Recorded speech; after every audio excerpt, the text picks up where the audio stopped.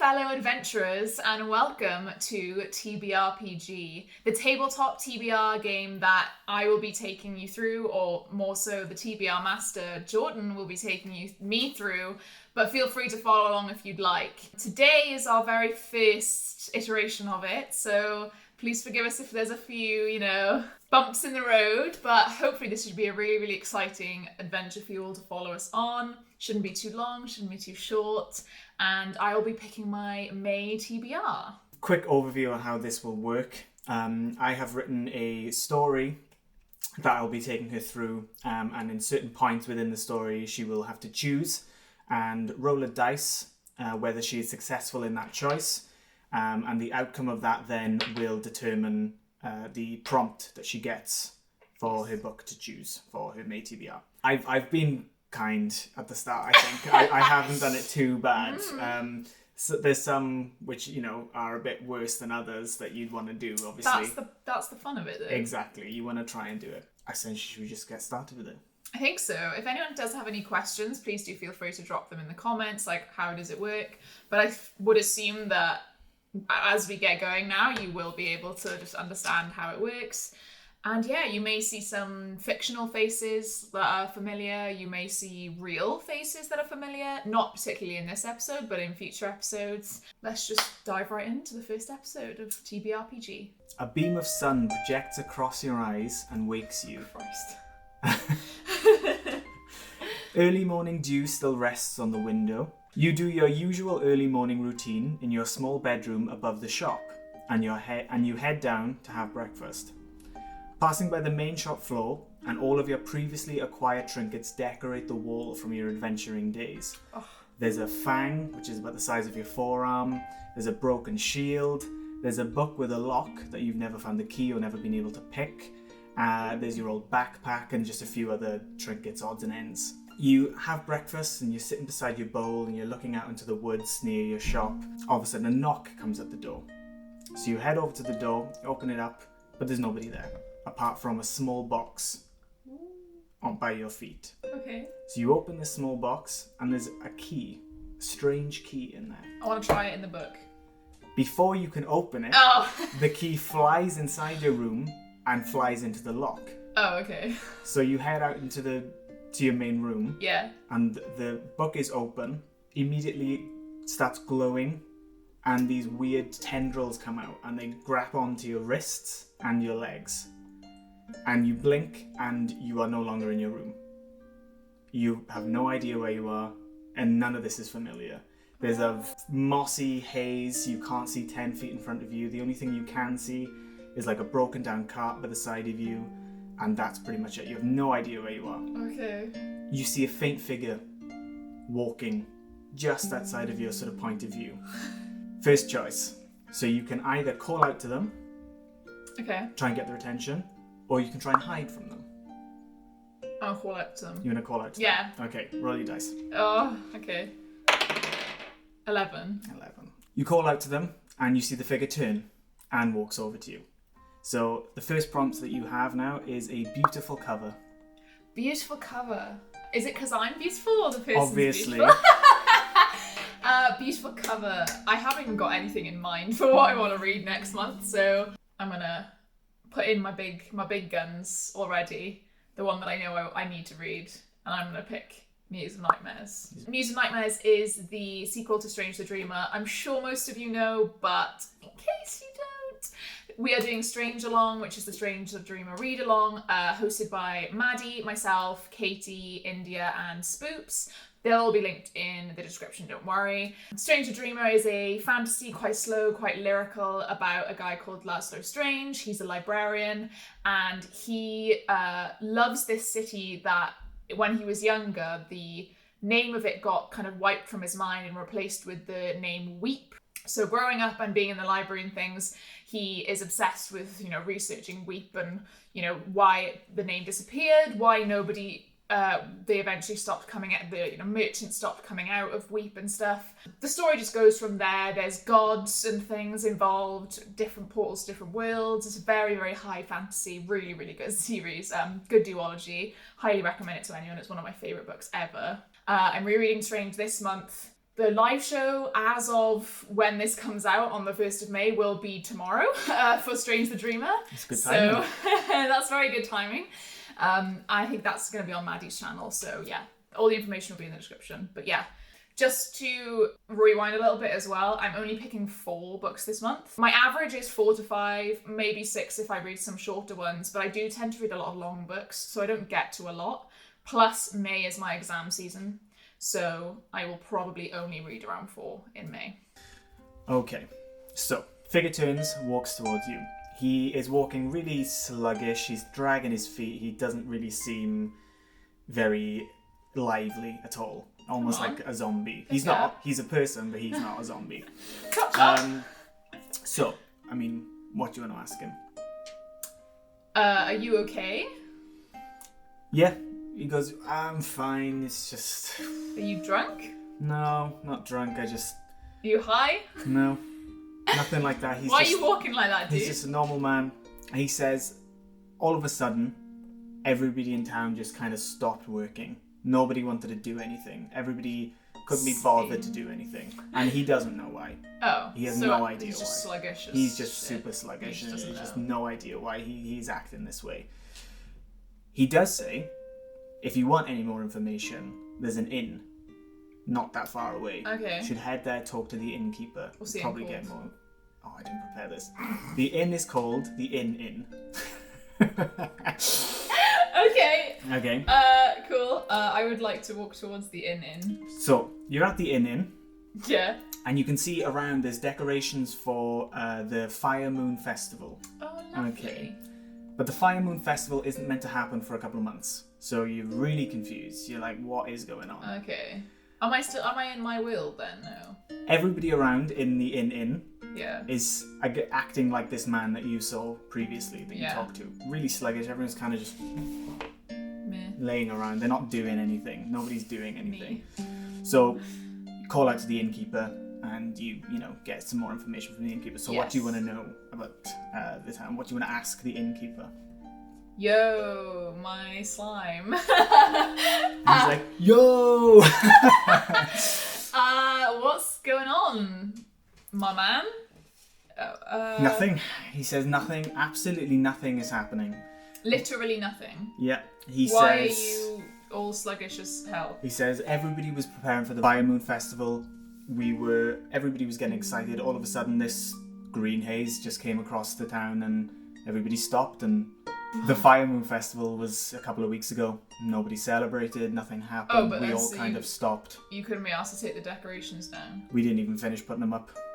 As far as you're aware, the Fire Moon Festival isn't for a couple of months. Right, and he was like, it already happened. It's already passed. Okay. Where am I? What time is this? I don't know where I am. He goes, this is Ancelstier, which is Oh. the town that you live in. Right. It's not though. I know my town. I've never heard of the Inn. Bit of a shit name, not gonna lie. Did you come up with that yourself? This is my business, thank you very much, and I have worked very hard. The only thing I know about what's happened here is that somebody from this town went out to Eastwood to try and stop it. And they do kind of look like you. Right. But that's all I know of what's actually happened. Before this haze came, somebody said that they're going to stop it. They went out to Eastwood, and I've never seen them again. Okay, so someone who looked like me. Some weird doppelganger type shit going on. Or I've lost my memory. I don't know. Cool. Do you know what direction I went in? Yeah, they go, Eastwood is north. Yes. So this person went north. Okay. Before you can ask any more questions, a large gust of wind hits you, and before you know it, you're back in your room. It was all a dream. You try the key again in the lock, but it doesn't fit. The lock's changed. The book's Okay. closed back up. On the box with the key came with, there was a note that you missed, that you didn't see. Well, I was a bit distracted with the key flying through Exactly. the air, you know. Understandably, you missed it. And all this note says is, Violet Sprinter, see you in Eastwood. This is when you realise that you didn't travel anywhere. you travelled in time. Right. I travelled into the future. You travelled a few months into the future. Ooh. So you try to gather your bearings, but before you can, there's a sound from your kitchen. You have a little peek through the door, and you see what looks like an assassin in there, stumbling around. Stumbling around? Stumbling around. Bit of a shit assassin, aren't they? Presumably looking for you. Right. Stumbling around. So, choice number 2. Okay. Burst in and attack them, or hide behind the door and ambush them when they come through. I'm gonna rush at them. You're gonna burst in. Yeah, I'm gonna just do whatever the fuck I want. I'm just gonna burst in. Okay, roll. Time. Okay. 9. 9. So, you burst through the door, but you come through a bit too strong, and it swings in, and it's... so buff. Exactly. You smash it open, but because you smash it open so hard, it swings back, and it clips you just as you're coming in, so you kind of stumble through, and the assassin notices you. Fuck. And so the prompt for this one, again, it's not that bad, it's just paperback. Oh! You know I hate paperbacks. Unless they're floppy. Unless they're floppy, I hate paperbacks. Do you know what I've just bought? Crown of Gilded Bones. Vampire smut. Woo! Nothing else really needs to be said. It's fantasy romance. The first book, is very, very slow build, very tense. The sex scenes are really good. The second book is even better, and I'm hoping the third book is gonna be just as good as the second book. I have heard about what certain scenes are going to be in the book, and I'm excited. So I'm very excited for that. That'll be my paperback. The assassin uses your momentum against you and flips you over their shoulder, and you smack onto the kitchen table. Ooh. I've got a bad back, mind. You have a bit of a stare up with them, and they kind of stop and they're not doing anything, and then they just run. They just run out the door. They don't try and kill you. Can I chase? They just leave. As they sprint away, you notice that there's a piece of paper, kind of floating, cartoon. It's a bloody shit assassin. That they ran, and there's a piece of paper floating where they were. So you pick it up, and it reads, "I know what you saw when you travelled. Someone only known as the Violet Sprinter attacking you. This mysterious person is actually named Rowan. She has a bookshop called Wandering Through Worlds down in Ancelstier. If I were you, I'd take care of her before she can take care of you." So, and it's signed V. So this letter knows a lot of information about you. So this person who wrote this letter said to that assassin that I and Violet Sprinter... Yeah, someone only known as the Violent Sprinter was attacking this person who came to attack you. And they said that that person was you. Yeah. And they also said, "I know what you saw." Oh, so I am the Violet Sprinter. According to this letter. So I may have left myself that note with the key. Maybe. I don't know. Maybe I haven't written that far yet. This person couldn't have run that far. Yeah. So do you chase after them or speak to the town guard? Chase. You're gonna chase. Fucking come back here. Go for Oi! the chase. Excuse me. 8. You run after the assassin and manage to catch up to them. You reach out and grab them, but they anticipate this again and again use your momentum against you and throw you onto the floor. Oh, Christ! And they run off into the woods. Wait! They also, when they threw you over, you drop the letter and they pick it back up and run away. Oh, please! So you've lost the letter. Well, I know what it said. That was third choice. Ugly cover. Ugly cover? I don't buy ugly books. I think I'm going to go with Clockwork Prince by Cassandra Clare. The second... I think the first one's Clockwork Angel and then it's Clockwork Prince. I'm going to read Clockwork Prince because I recently bought Chain of Gold and Chain of Iron. My friends do keep saying to me, the Clockwork ones are the best ones. And I did enjoy book 1. I think I gave it 4 stars. But apparently it gets even better. And it's quite a quick read. But it's shadow hunters that are set in the Edwardian times. I did enjoy the first book, so... And I'd been trying to get to the second book for a long time. I just never got round to it. And I did say I maybe wouldn't complete it, but I kind of got on the hype train again. I'm going to try for Clockwork Prince. Decide to head home after the attack, or the attempt on your life, I suppose, that didn't really attempt on your life. Yeah, I suppose I didn't get very far outside my house, did I? No. And you notice it's not even midday yet, so all of this has happened really, really quickly. Christ. So much has happened in no answers. Many variables going on here. So you read the note that was sent on your box. Yeah, read it again. Violet Sprinter, see you in Eastwood. Yeah, so you decide, snatch the backpack from the wall and pack it with as many clean clothes as you have and as much dry food as you have, and decide to head off to Eastwood. Eastwood is further north than your town, Ancelstier, but is often referred to as the Blue Jewel of the South. Although you have never actually been there yourself, you have heard the rumour of the name and where it came from. right. A former mayor of the town, unhappy with how the town was treated as one of the main cities of the South, decided to take drastic measures in solidifying the status of Eastwood as a wealthy and sophisticated town, instead of the town that was overridden with rats and thieves at the time. Oh. The mayor sent out his earls to gather as many gemstones as they could. However, he didn't really fund them sufficiently. And so all of the earls returned with only one type of gem, which was the cheapest and most common gem, Yeah. sapphire.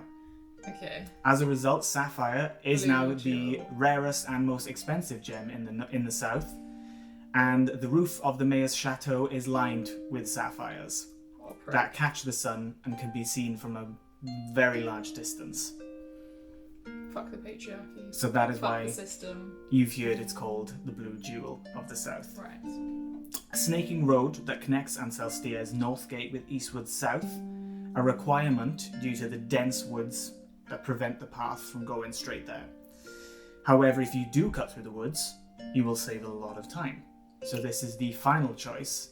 Do you decide to take the road, or do you want to try and cut through the woods? How much longer is it to go on the road? How many more hours? I'd say the road journey is about 6 hours. Is it flat? Yeah, it's pretty flat. You're in the south, it's quite flat land. It's only mountainous towards the north. But the woods, again, being very flat, will take you about 2 hours if you cut through the woods, because it's a direct path. With the path, it literally snakes right around the woods. Right. I feel like it's easier to walk on a road though, and I'm lazy. Yeah. Like, I know it'll take longer, But it'll be an easy but there path. won't be like branches and shit in And the you way. don't know what else is in the woods as well. Yeah, It's I'd rather. Yeah. But then if I take longer, I thought I was a Violet Sprinter. I can't sprint to save my fucking life. It's not a very good name if I am actually that.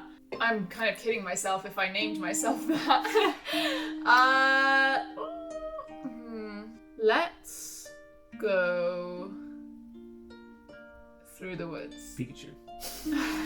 Just cut through the woods. I feel like 4 hours is a long time to save. And it's not even midday. You could get there at the same day. Yeah, 2 p.m, have a spot of lunch. If you got there on the road, you'd be getting there like towards the end of the day. Yeah, 2 p.m, you have some fish and chips, you know. I'm sure there's a chippy in Eastwood that you Yeah. can go to, you know? And then I can carry on. Yeah, please roll a die. He died. 11 again. 11. You slip through the guards watching the perimeter and manage to slink into the woods. And you will make great time getting to Eastwood this way. Yeah, And boy! the prompt is a book less than 300 pages. To make things easier on myself, because I am doing exams, Yeah. I'm going to pick Across the Green Grass Fields by Shauna Maguire, which is the 6th book in the Wayward Children series. I've been talking about doing my vlog for the Wayward Children series, which will be obviously coming out after this now, because I won't have read Across the Green Grass Fields yet, but when this has come out. So I would assume that will be out like next week, fingers crossed, once I finish it. But the Wayward Children series is a portal fantasy where kids from our world, when they go to, you know, through doors and stuff like Alice in Wonderland, Narnia, that kind of thing, when they come back to the real world, they can't adjust and they really, really struggle, especially when they miss the place that they think should be their home. And they go to Eleanor West's Home for Wayward Children. Eleanor West herself, when she was younger, went into a door, but now she's older. They're waiting around for their door to reappear or to just have a safe space to be. And it follows loads and loads of different characters. They're all basically teenagers. Each book follows a different character, essentially. And Across the Green Grass Fields is the most recent one, which came out, I'm assuming it was 2021. I think it was this year, a couple of months ago. And I think there's going to be about 10 in the series, maybe. Basically, it's a new absolute favourite for me, and I'm very, very excited to read the 6th one, but also really sad because I won't have another one to read again for a while. But yeah, Across the green grass fields. Sifting through the woods on the way to Eastwood. Sifting? Yeah, sifting, that's what I've written. I'm sifting through the woods. Yeah, well, you're sifting and you... That's not what sifting means. Okay, going through the woods. On the way to Eastwood. As your shop is quite close, you have heard the odd growl, the odd noise, strange noise coming from the woods. So hopefully with your adventuring background, when you went across the continent, yeah, because you went... I'll be fine. And that is the end of the first one. So, questions. Concerns, ideas, conspiracies. theories. What do we think? I think that I am Violet Sprinter and I've left myself that note. And then I think maybe, I think someone else sent the note to that The assassin. I'm a bit annoyed that he didn't listen to me, or they didn't listen to me. I was just like, please, come back, just talk to me. Although I'm happy with the prompts that I got.